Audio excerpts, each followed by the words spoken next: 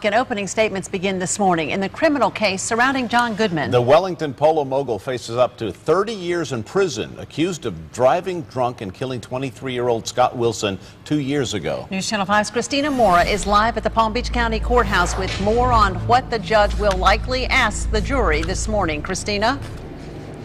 Good morning. Well, 3.5 hours from now, that jury will be heading here back into the courtroom. The jury is made up of 5 men and 1 woman.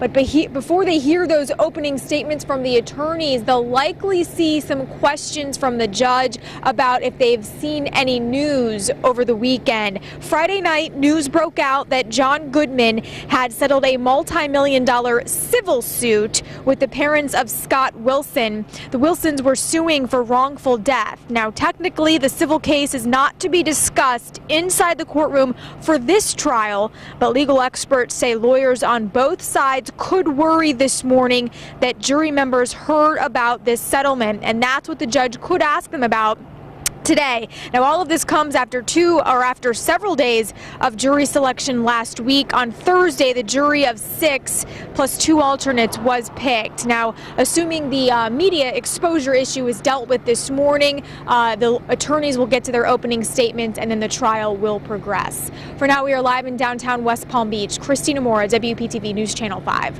And don't forget, you can follow all of the developments in the Goodman trial on WPTV.com or with the WPTV app.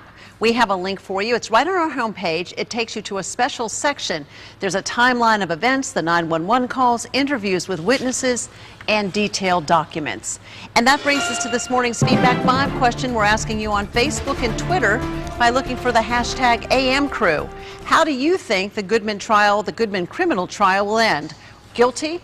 Not guilty? Maybe a mistrial? You can vote on our Facebook page and you can leave us your comments as well.